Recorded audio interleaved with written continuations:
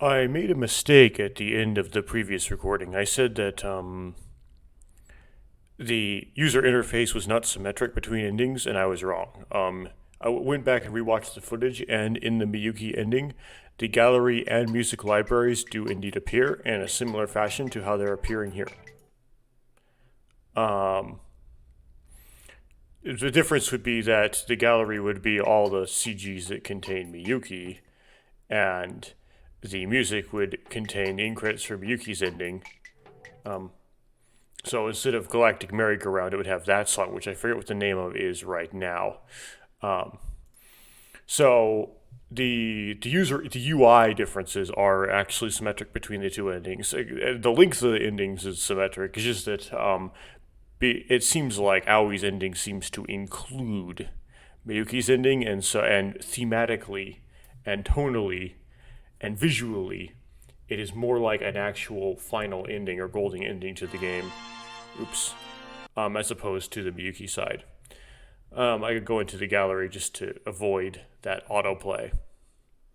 So after I finished with what I thought was what I could, as much content as I could find in the game, barring some potential failures that could be really inconvenient because they'd send me back to the beginning of the bridge and I didn't want to play through the bridge a bunch of times. I did try to look at some guides, but there are actually no real good guides on this game. Um, so this is somewhat of a poorly documented game in general. So I don't really have anything more to do based on guides. I do have something more to do based on a potential cheat code, which I don't know where it comes from, but we'll get to that later. So I don't really have anything more in my task list from guides. Um, what did happen though, and what I learned from the guides, I'll start telling the story of. And the story goes back to the previous section, or previous recording, which is part 15. So I don't know very much Japanese. I only know like some basic words and phrases and kanji. And at one point, I had some good memory of the katakana, but I seem to have a very bad retention of the katakana, so I forget them often. But there's some things that I notice sometimes in the Japanese voice acting when I play a game where the text is in English. One of them was when you are playing Never Seven, and the characters are discussing kissing. I tend to notice that, at least in the context of these visual novels, I guess the casual conversation in these visual novels, the characters tend to use the borrowed English word kiss to discuss kissing, which for me is somewhat weird because I would presume that people in Japan kissed because I would presume that's like a natural human instinct to do before they even knew the language English even existed, and there should be a Japanese word for kiss. I could actually put kiss into Google Translate. I'll do that right now. Translate to Japanese. See what I get. Oh, interesting. So it does actually, it's just kiss. I don't. I presume that there would have been a Japanese word for kiss, but apparently there isn't. And you spell it with katakana, meaning it's a borrowed word, ki su. But when you have su at the end of a word, you typically don't pronounce the so it's just kis. Um, Interesting.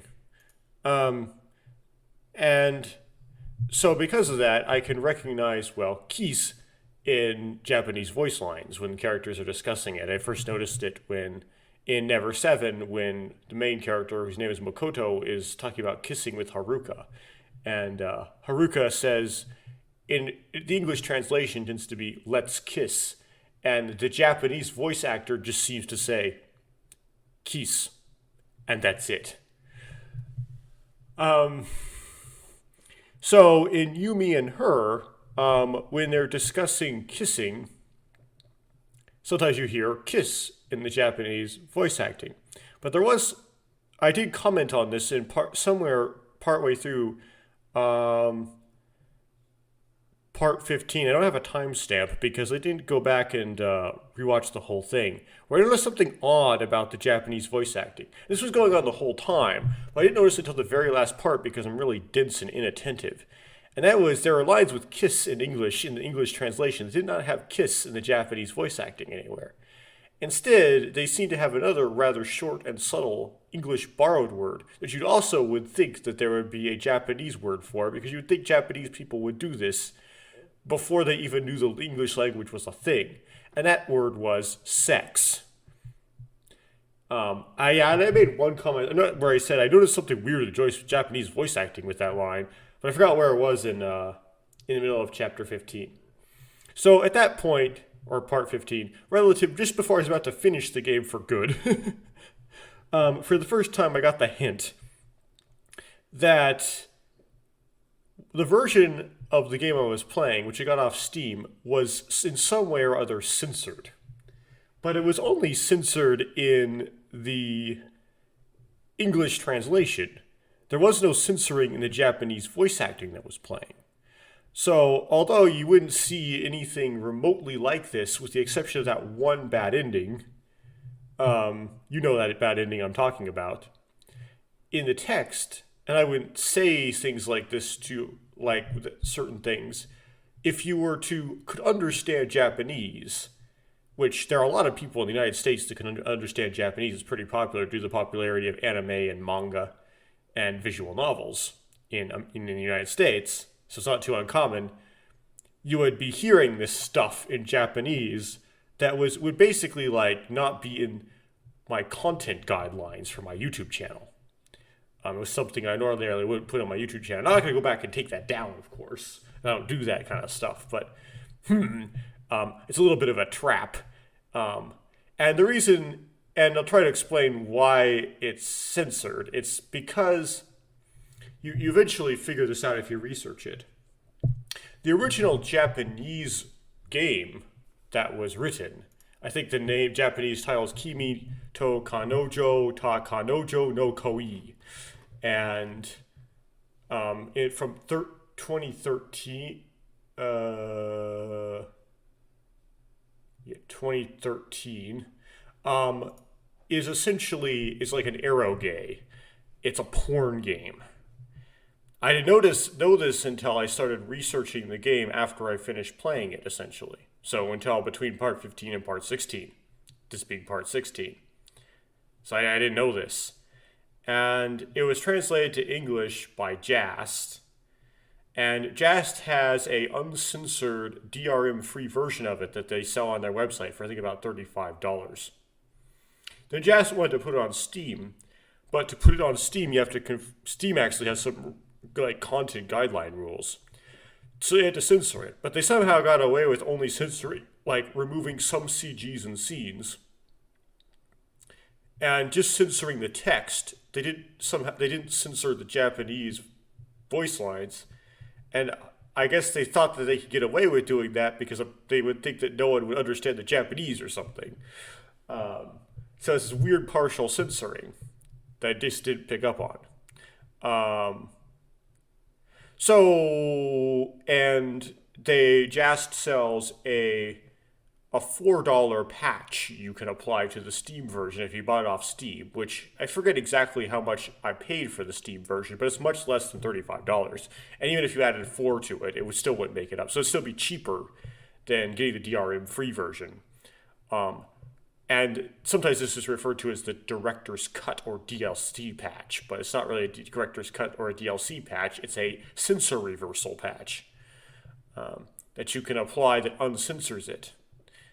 And in order to find these pages, the Jast store page and the Jast uncensoring patch store page, I had to go to Jast's website and browse to find them. And in doing so, I learned the true nature of Jast and what kind of games they tend to translate. And they translate porn, in essence.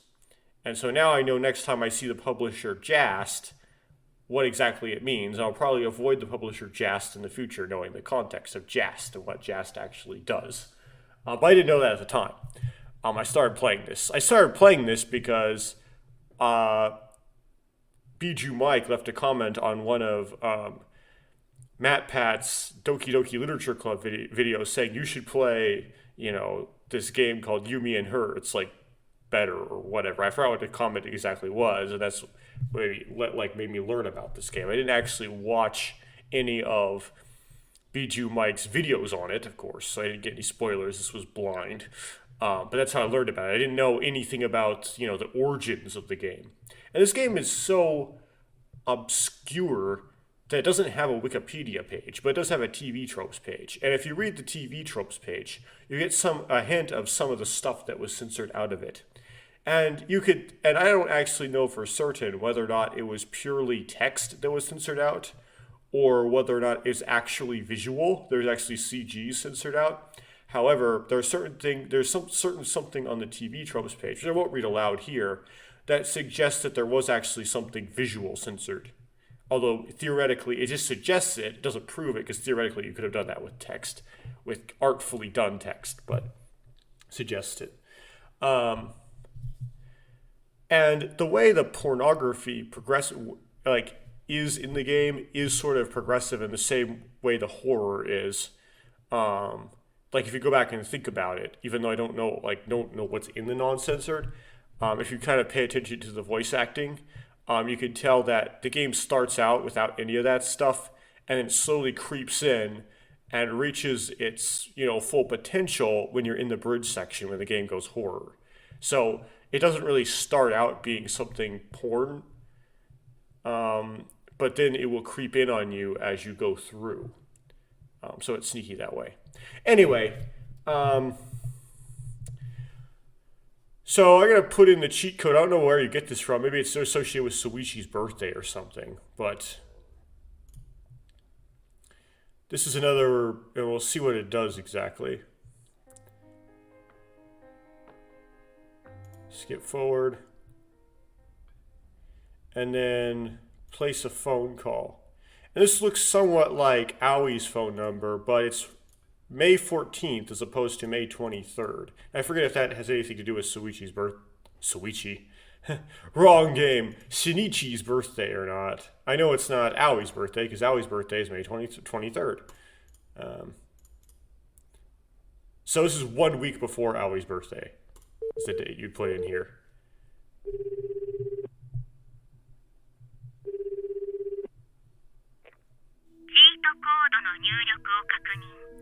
Cheat code confirmed. Just said I hear a voice on the other end of the line. Prepare to force update the universe. Update the universe?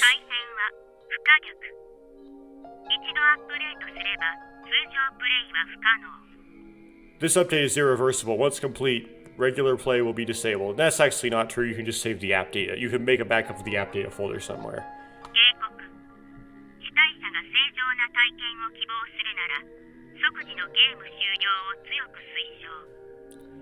Warning. Should the subject wish to experience the world as intended, please close the game now. I'm sorry, what are you talking about?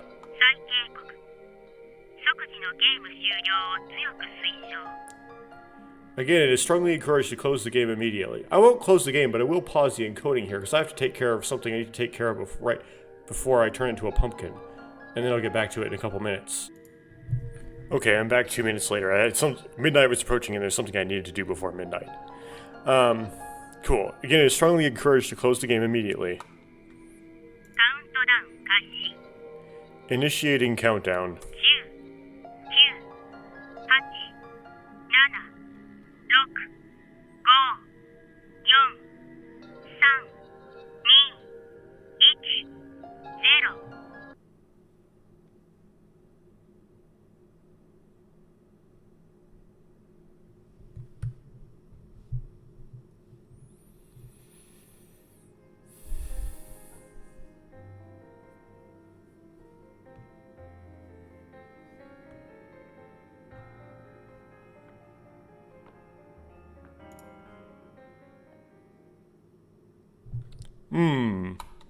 I replayed the opening scenes, but nothing changed. Looks like I've played You, Me, and Her to 100% completion. Meh. Oh well. Not like I'm particularly attached to any of the characters. Better go back to the title screen to make sure I've collected all the CGs.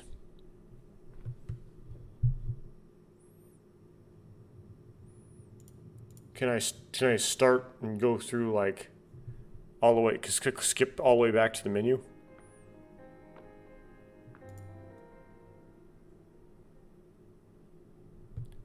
Okay, that's cool. Let's see all the CGs. Yeah, both of the set, the whole set, I presume.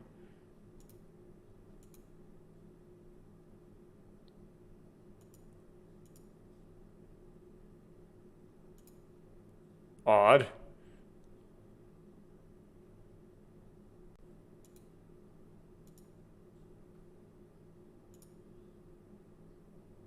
In the backgrounds. Okay. Now, I presume that there's some more here, but the reason why we don't see them is because this is censored. Um, then the music has both of those songs in it. Cool. Um, Now, I guess quite like I don't realize this game isn't worth enough to like do a whole big long recap thingy with it. I guess the answer is like, is it good and is it worth? Did I regret playing it or whatever? I actually kind of would probably be better off if I didn't decide to play this on a whim.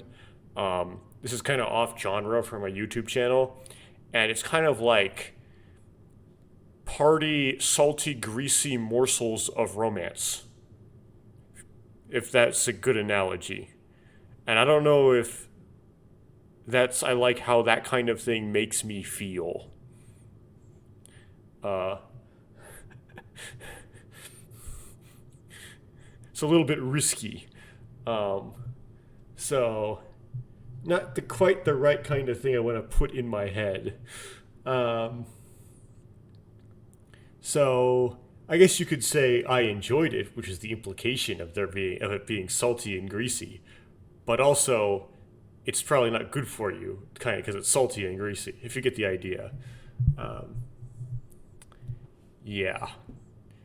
So yeah, you probably like at the beginning. I said I had some sort of something bad going on in my life, and basically it's just like I'm in a kind of like a little bit of a swamp of despond. I'm not really feeling that well. That's kind of what kind of brought this on. Um, but anyway, since this is like supposed to be a real time thing, even though I'm just gonna dump like 6 episodes at once at the end because I'm irresponsible, I should say kind of what's going on and what the future is supposed to be. So. Um, I was supposed to. I had plans to publish one more in the playlist for Ever 17, one more entry in the playlist. Not really that important because I already finished the game, but something may actually happen there. There's some been hints of it. And one more thing in the playlist for The Greatest Attorney. Um, Maybe. Again, not that important because I already finished that game. And that would wrap up with a block of videos or block of games I like to call season 2 when that finally happens. Um, and then that would lead into another block I would call season 3. So I actually have to upload those the Let's Plays of Remember 11 and AI the Somnium Files 2, which hopefully I'd actually get done by the end of 2023. Get those out there. Um, and then once I get those out there, obviously there's stuff in the background, right? There'll be those one-offs. So me trying to finally finish Control. Maybe there'll be me playing Stray, stuff like that. But those are the kind of the big games, the big block games. And finishing Your Turn to Die too. Those are kind of things that are kind of intermittent. There's still some Bionicle content that's not quite out there, so that might come in intermittently. But the big ones to be Remember 11 and AI 2. And then when you go into 2024, that's when I'm going to try to go down the list of all the Danganronpa fan games. So that would be the plan for 2024. And I have to learn Korean for 2.5 of them. So that's what Korean's all about there. And then after I'm done with the Korean stuff, then I'd switch gears and go over to Japanese. And once I go over to Japanese, then I can actually finish reading the remake of Ever 17 and then move on to 12 Ribbon and Code 18. And then maybe, although I'm not so certain about this, going back and doing Memories Off. And I'm not so sure about Uno either.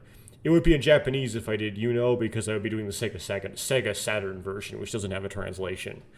That would be the version I would do. But anyway, that's kind of like what's kind of backing up. Once I finally get myself pieced back together and, doing things. I wouldn't expect too much right now, because I'm kind of swimming through goo at the moment. Anyway, if you watched all of that, thank you for watching it. This is the last video on Yumi and Her. If you liked watching me play this, you can go back and watch me play Never 7 or something.